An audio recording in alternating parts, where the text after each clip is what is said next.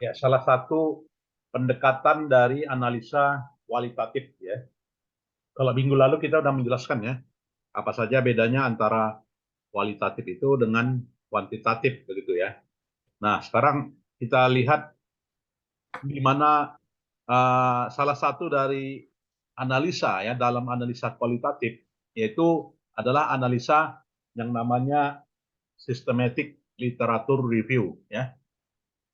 Systematic literature review dan juga menggunakan pendekatan bibliometric analysis ya. Yang dalam hal ini kita bisa menggunakan ya, POS viewer ya dan juga uh, analisa lainnya yaitu meta analysis ya.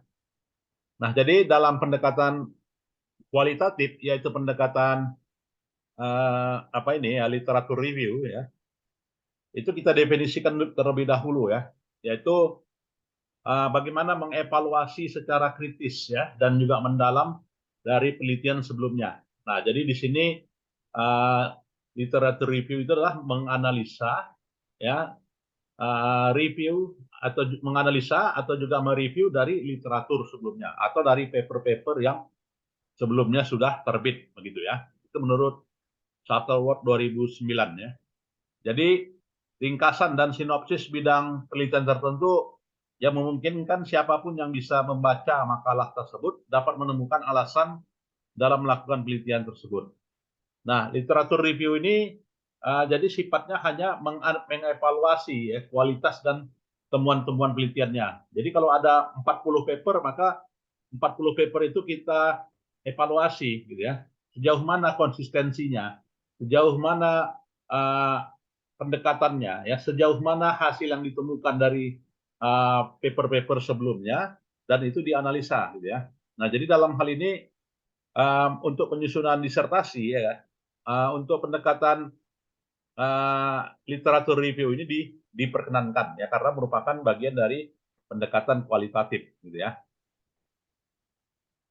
Dan mengapa kita melakukan literatur review di sini? Nah, jadi kita melakukan literatur review ini karena itu tadi sifatnya dari riset itu adalah membangun ya. Jadi apa yang ditemukan dari riset sebelumnya lantas kita sempurnakan ya, lantas kita kembangkan gitu ya. Jadi di sini sifatnya dari permasalahan itu untuk dikembangkan, improve ya.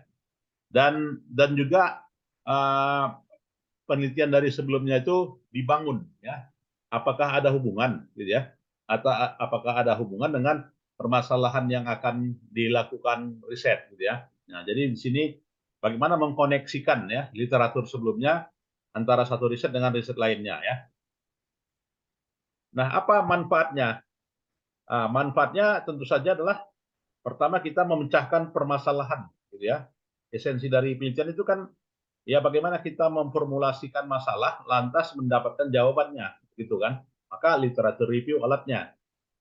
Nah, begitu juga untuk apa? Pengembangan ilmu keilmuan ya udah pasti gitu ya. Artinya literatur review itu alat untuk mengembangkan keilmuan ya. Serta hubungan antara riset itu dengan bidang ilmu yang lain. Nah, itu manfaatnya ya. Dan systematic literature review itu merupakan uh, apa ya SLR merupakan suatu proses gitu ya mengidentifikasi menilai menafsirkan semua bukti penelitian yang tersedia ya untuk memberikan jawaban gitu ya dari suatu research question gitu ya. Jadi di sini uh, adanya unsur subjektivitas yaitu unsur menafsirkan gitu ya sebagai karakteristik dari riset kualitatif yang sudah saya jelaskan di minggu sebelumnya ya. Nah, jadi di sini adanya unsur penafsiran ya. Dan suatu bentuk studi sekunder yang menggunakan metodologi yang terdefinisi dengan baik gitu ya. Jadi di sini eh, apa ya menggunakan beberapa sumber gitu ya. Sumbernya itu adalah sumber data paper-paper sebelumnya yang dalam hal ini dianalisa atau juga bentuk sekunder yang lainnya. Nah, tujuan dari literatur review ini adalah untuk menyediakan daftar selengkap mungkin dari semua studi yang diterbitkan dan tidak dipublikasikan yang berkaitan dengan bidang studi tertentu. Ya. Nah, ini definisi dari Kitchenham and Charter serta definisi dari Onin. Ya. Dan dalam literatur review di sini gitu ya, jenis-jenisnya jenis-jenis literatur ilmiah itu berasal dari jurnal ya, bisa dari book chapter, bisa dari konferen ya, bisa dari tesis atau disertasi, bisa dari report ya, atau juga bisa dari textbook. Nah, jadi keenam unsur ini yang harus digali gitu ya, atau dicari sumbernya ya. Jadi diprioritaskan mengambil paper jurnal yang terindeks oleh isi ya, dan juga Scopus ya. Jadi kalau ada jurnal ya, jurnalnya harus terindeks Scopus supaya terpenuhi kriteria systematic literature review ya, atau juga book chapternya dari Scopus gitu ya, atau dari misalkan dari banyak ya book chapter sekarang yang terbitan Scopus, atau juga dari konferen ya, seperti dari AI proceeding ya kan, seperti dari EOP proceeding juga, itu semuanya adalah konferen yang terindeks Scopus gitu ya. Kemudian juga tesis dan disertasi ya. Jadi biasanya kalau dia tesis dan disertasi ini berasal dari apa ya? Berasal dari apa namanya? Database-nya adalah database ini ya. Alah, saya lupa namanya apa gitu ya. Jadi biasanya tesis dan disertasi itu diindeks oleh apa ya? Oleh pengindeks yang bukan Scopus. Nah, itu. Kemudian laporan dan organisasi yang terpercaya. Nah, jadi kalau dia laporan berarti ada sekarang ya yang dalam hal ini laporan atau juga report itu bisa diindeks sekarang ya. Seperti yang dilakukan oleh apa ya, diindeks oleh Scopus juga ya, tetapi dia masuk pada apa ya, masuk pada anak perusahaan Scopus ya. Saya lupa nama apanya ya. Nanti bisa kita lihat, bisa kita cari ya. Nah ini, jadi inilah sumber-sumbernya telaah literatur itu. Jadi sumbernya kita dari buku gitu kan, dari laporan ya, dari tesis, dari hasil-hasil penelitian jurnal ya, kesimpulan dan sarannya. Nah dari situ kita ambil. Nah bicara mencari jurnal ya, kalau misalnya kita ingin topiknya adalah ekonomi syariah gitu ya. Nah maka di jurnal kita masuk di Simago ya, lalu kita cari jurnal search-nya adalah syariah economic gitu ya. Jadi langsung search lalu langsung muncul nama-nama jurnalnya. Lantas nama jurnalnya kita telusuri ya, masuk ke jurnalnya tersebut. Nah, jadi muncullah seperti ini misalnya. Jadi berdasarkan pencarian menunjukkan ditemukanlah beberapa jurnal yang sumbernya berasal dari Scopus gitu ya, yang dalam hal ini terdaftar di Simago ya. Jadi listing di Simago. Nah, dapat kita ketahui H-indeksnya berapa ya, SDR-nya berapa, citasi per dokumennya berapa ya, total citasinya berapa. Nah ini mudah sekali ya dari simagojr.com ya. Silakan masuk ke sana. Kalau kita menggunakan metodenya adalah SLR ya. Nah, dari tampilan yang ada di apa tadi di Simago, lantas kita cari gitu ya. Nah, nama jurnalnya. Nah, jadi di sini penerbitnya nampak, impact faktornya nampak gitu kan. Nah, jadi jelas ya. Inilah sumbernya. Dan itu pun kita harus cari gitu ya. Mana yang open access, mana yang close access gitu ya. Jadi kalau dia open access pun bisa kita cari dari apa ya? Dari jurnal yang bersangkutan. Jadi ada yang open, ada yang close di sini ya, Bapak Ibu. Nah, itu caranya kita mencari jurnal ya. Nah, jenis organisasi yang mengindeks jurnal ini ada berbagai macam. Ada yang Thomson Reuters ya, atau juga Web of Science yang berdiri tahun 1963, yang awalnya bernama ISI gitu ya, International Scientific Index gitu ya. Yang di tahun 2023 melakukan pengindekan ya. Jadi nama lainnya adalah sekarang Thomson Reuters atau juga disebut dengan Web of Science. Kemudian Scopus ya, yang diluncurkan oleh Elsevier tahun 2004 ya. Jadi 2004 lah Scopus itu, di mana memiliki 20.000 jurnal ya, kemudian conference paper dan juga beberapa yang lainnya yang terindeks ya. Jadi dalam mengindeks jurnal ya pada level standar, nah ini untuk syarat untuk menyelesaikan PhD. Nah nantinya Bapak Ibu mahasiswa gitu kan menyelesaikan studi S3-nya juga wajib disertasinya dipublish gitu ya. Apakah di Sinta 2 atau juga di jurnal terindeks Scopus ya, minimal Q3 gitu ya. Oke, dan juga Google Scholar yang diterbitkan tahun 2004 yang mengindeks semua publikasi ilmiah secara online ya. Nah, ini saya kira masing-masing udah punya Google Scholar ya. Udah punya? Ada yang belum punya Google Scholar? Ya, kalau belum punya silakan buat ya. Begitu juga akun Scopusnya udah punya. Nah, kalau belum punya silakan buat ya. Nah, algoritma perangkingan jurnal gitu ya. Algoritma perangkingan jurnal yaitu algoritmanya dengan melihat pertama adalah jurnal impact factor. Nah, biasanya jurnal yang namanya impact factor itu digunakan untuk jurnal yang terranking dalam jurnal dalam Web of Science ya.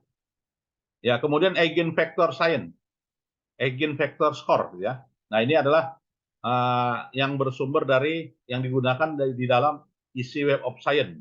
Nah, itu ya eigenvector. Atau juga menggunakan SJR. Nah, ini SJR biasanya untuk melihat seberapa besar dampak jurnal tersebut ya, yang diproksikan dengan proksi SJR ya. Atau juga SNIP atau disebut dengan Source Normalized Impact per paper ya. Jadi per paper itu berapa dampaknya ya, maka di sini dapat dihitung SNIP-nya. Serta H-index ya yang berasal dari Google Scholar gitu ya. Jadi masing-masing orang itu memiliki H-index ya yang ada pada Google Scholar. Jadi Journal Impact Factor itu adalah algoritma yang digunakan oleh ISI, sedangkan SJR itu adalah algoritma yang digunakan oleh Scopus. Nah itu bedanya ya antara SJR dengan Impact Factor. Ada pertanyaan? Silakan. Nah jadi kedua lembaga pengindeks inilah sumber-sumber yang valid ya yang digunakan dalam menyusun riset sistematik literatur review. Nah itu ya.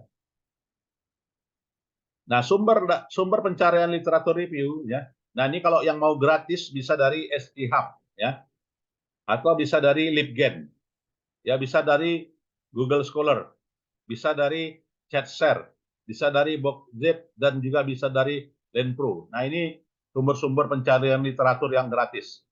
Nah, silakan nantinya ada yang mau mencari secara gratis gitu ya. Nah, itu ya untuk disertasinya nanti bisa masuk ke sini ya. Atau juga bisa yang berbayar seperti misalkan Sign Direct ya atau juga EBSCOhost. Nah, inilah yang tadi yang saya katakan beberapa disertasi dan juga tesis gitu ya itu diindeks ya oleh namanya EBSCOhost. Ya, kemudian juga Link Springer. Kemudian juga komputer dan juga portal ACM. Nah, jadi dalam contoh systematic literature review gitu menurut Hall bahwasannya systematic review itu adalah ya mengukur ya prediksi kinerja ya mengukur prediksi kinerja ya. Kemudian systematic literature review itu adalah suatu machine learning yang berbasis software ya. Sedangkan Regenovic menyatakan ya sebagai suatu prediksi metrik. Nah, itu yang dikatakan dengan SLR ini ya. Nah, jadi tahapan dari penyusunan SLR ini meliputi pertama merumuskan research question. Nah, itu yang penting ya. Jadi pertanyaan penelitian itu kita susun. Kemudian mengembangkan protokol review.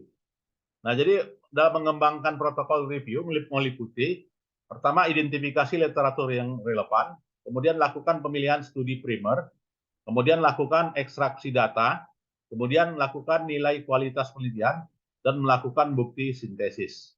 Nah, ini tahapannya ya. Setelah itu tahap laporan, yaitu tahap laporan menuliskan ya systematic review dalam sebuah laporan atau juga paper ya. Nah, ini jadi identifikasi literatur, ya lakukan pemilihan studi primer, lakukan ekstraksi data, nilai kualitas penelitian dan melakukan bukti sintesis. Nah, tahapan penelitian ya meliputi pertama adalah formulasi pertanyaan, gitu ya. Yang kedua adalah pengembangan protokol. Ya, pengembangan review protokol. Nah, tahap menentukan pertanyaan penelitian, nah ini merupakan bagian terpenting ya dalam setiap systematic literature review. Nah, belum tentu sama dengan pertanyaan yang diajukan dalam penelitian ya. Dan digunakan untuk memandu proses pencarian ya. Dan digunakan untuk memandu proses ekstraksi serta analisa data ya yang diharapkan untuk menjawab research question ya pada systematic literature review. Nah, dalam formulasi research question di sini ya, maka ada beberapa hal yang perlu diperhatikan ya. Yang perlu diperhatikan yang pertama itu adalah populasi. Nah, jadi di sini artinya populasi ini adalah target grup yang diintervensikan ya, baik itu di orang atau juga software ya. Kemudian intervention. Nah, ini adalah aspek investigasi ya atau masalah yang menarik ya bagi para peneliti. Kemudian comparison yaitu membandingkan ya, artinya menginvestigasi dengan intervensi yang dibandingkan. Kemudian outcome ya, efek dari intervensi serta konteks ya atau pengaturan lingkungan dari investigasi.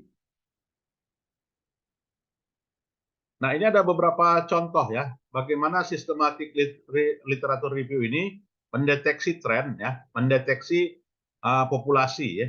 Jadi populasi di sini adalah populasi siapa pengguna perangkat lunak ya, perangkat aplikasi ya, perangkat sistem aplikasi dan perangkat sistem informasi gitu ya. Dan dalam hal ini ada intervensi gitu ya. Jadi dalam mendeteksi ya, untuk software untuk mendeteksi, software untuk memprediksi, ya software untuk mengklasifikasi dan software untuk melihat dataset gitu ya. Nah, ini contohnya ya bagaimana research question tersebut ya.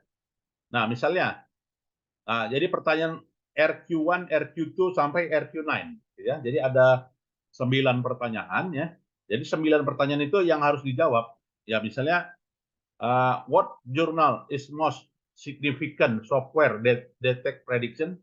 Nah, kira-kira jurnal mana yang banyak menyatakan bahwasanya software itu signifikan mendeteksi prediksi? Nah, jadi itu ya. Research question yang kedua ya. Siapa ya yang banyak atau juga aktif ya yang dalam hal ini melihat pengaruh ya perangkat software tersebut dalam memprediksi di lapangan sampai pada pertanyaan adalah jenisnya frameworknya apa saja yang menyajikan software yang mendeteksi dari prediksi tersebut. Nah, jadi ini adalah beberapa sumber pertanyaan, 9 pertanyaan ya. Nah, dari 9 pertanyaan itu maka ditentukanlah protokolnya. Nah, jadi kita di sini membuat rencana secara spesifik berdasarkan prosedur review. Jadi komponennya ditentukan mulai dari latar belakang ya, research question, kemudian sistem ya, selection kriteria, ya quality checklist prosedur ya, data extraction strategi sampai pada sintesis strategi gitu ya. Dan tahapan conducting meliputi ya mengidentifikasi literatur yang relevan, ya kemudian lakukan pemilihan studi primer, kemudian lakukan ekstraksi data, kemudian nilai kualitas penelitian, dan melakukan bukti sintesis. Ya. Nah, jadi di sini kita tahapannya adalah hanya memilah-milah paper gitu ya. Jadi paper itu yang sumbernya tadi sudah ditentukan, apakah dari sumbernya Web of Science ya atau juga sumbernya dari Scopus untuk kita menyimpulkan ya. Nah, setelah itu mengidentifikasi literatur yang relevan, ya. Artinya melibatkan pencarian studi yang komprehensif dan lengkap yang dimasukkan dalam review, ya. Kemudian menetapkan strategi pencarian, ya. Kemudian juga melihat strategi biasanya berulang, ya. Artinya pencarian awal untuk mengidentifikasi review saat ini dan volume studi yang ada, ya. Nah ini. Ya, kemudian juga dalam apa ya, dalam membentuk konstruk ya, ya dalam hal ini ya gunakanlah istilah. Nah, jadi syaratnya menggunakan istilah yang digunakan yang dalam research question. Nah, jadi antara research question dengan istilahnya harus sama idealnya ya. Kemudian membuat daftar kunci yang disebutkan dalam artikel ya. Kemudian cari sinonim kata-kata alternatif ya. Kemudian gunakan apa ya, atau juga memasukkan alternatif sinonim, dan juga gunakan boolean and untuk menghubungkan antara satu istilah dengan istilah yang lain ya. Dan kemudian Seleh 2011 menyatakan ya, untuk pencarian menggunakan apa ini systematic literature review, kita menggunakan bahasa program ya, yaitu bahasa OR atau juga N. Nah, jadi OR atau N ini sebagai pembentuk gitu ya. Misalnya student ya, atau juga undergraduate, dan ya pair program atau juga pair programming, dan juga N eksperimen ya. Jadi membentuk sebuah complete system ya, complete system sebagai berikut. Nah, sehingga nantinya dapatlah subjek pencarian itu adalah pair programming dan juga pair programming. Nah, ini. Nah, jadi hasil pencarian pada jurnal gitu ya. Ini misalnya salah satu penerbit, yaitu penerbitnya Springer gitu ya.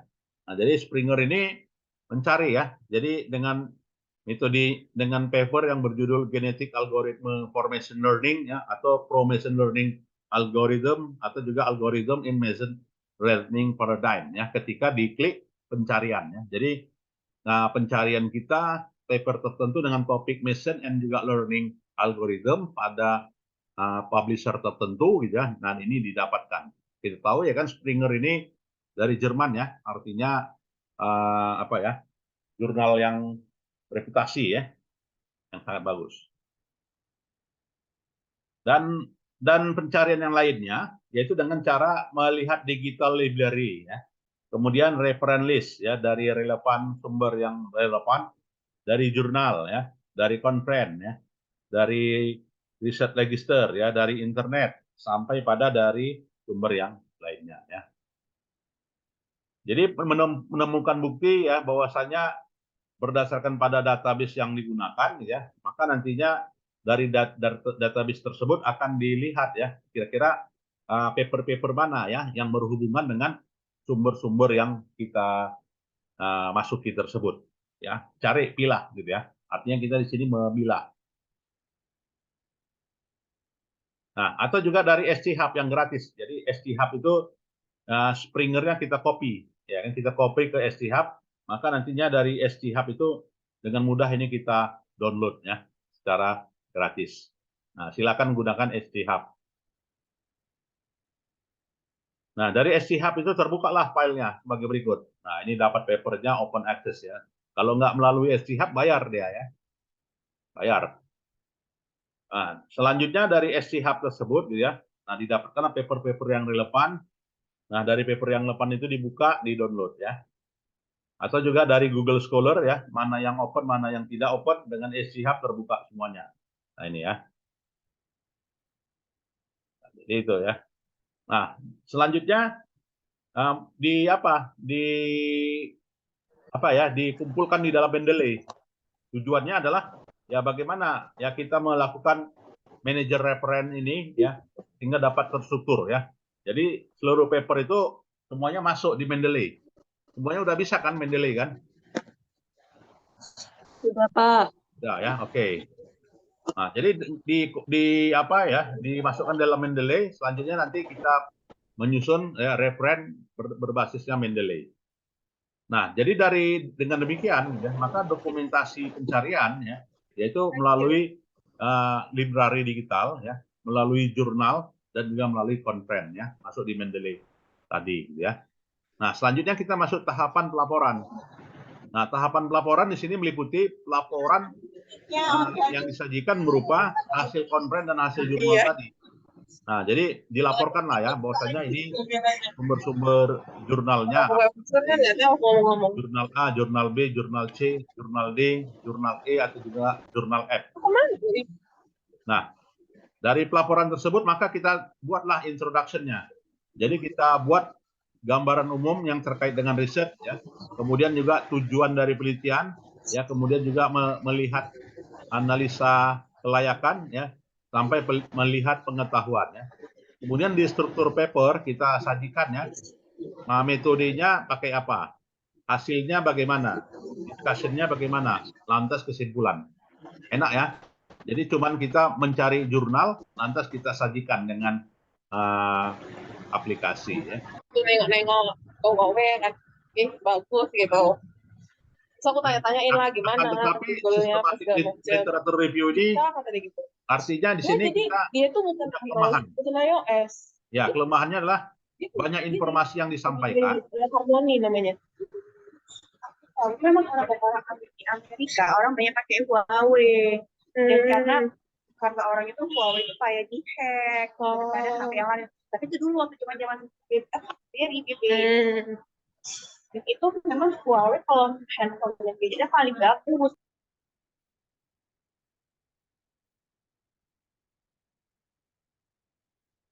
Ya, kemudian inilah kita melihat ya bagaimana kelemahan apa ini ya, kelemahan dari SLR ini ya. Artinya kalau kita menggunakan SLR bisa saja bias. Biasnya itu apa?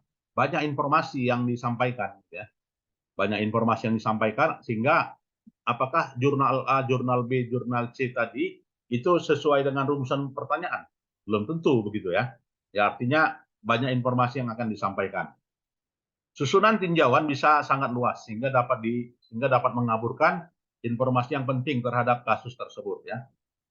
Jadi susunan tinjauan sangat luas ya. Jadi sangat luas sekali dan bisa saja bias gitu ya. Artinya mengaburkan informasi yang penting dari kasus ya.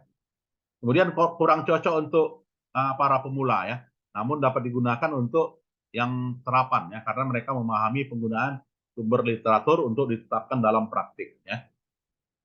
Jadi dengan kata lain systematic literature review, nah ini merupakan bentuk tinjauan kasus ya yang didasarkan pada pertanyaan-pertanyaan klinikal yang bersifat spesifik ya. Artinya dikatakan sistematik karena kesimpulannya dapat merupakan hasil penelitian ya yang didasarkan pada pertanyaan ya. Berdasarkan pada pertanyaan yang timbul dari kasus tersebut dan dilakukan dengan metode ilmiah. Nah, itu ya. Nah, kapan menggunakan systematic review ini? Nah, khusus digunakan pada pertanyaan-pertanyaan yang menyangkut hubungan sebab akibat ya.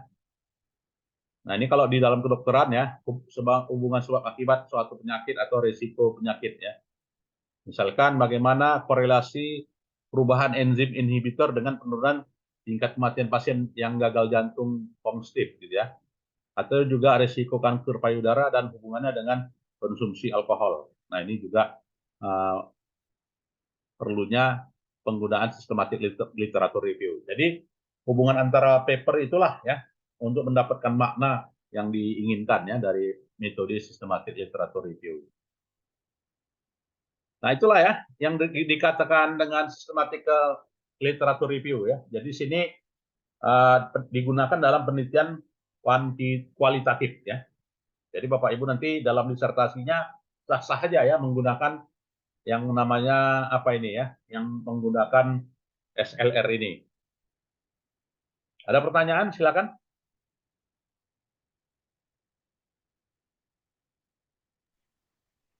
Baik, Assalamualaikum warahmatullahi wabarakatuh. Ya, Izin Pak Dokter.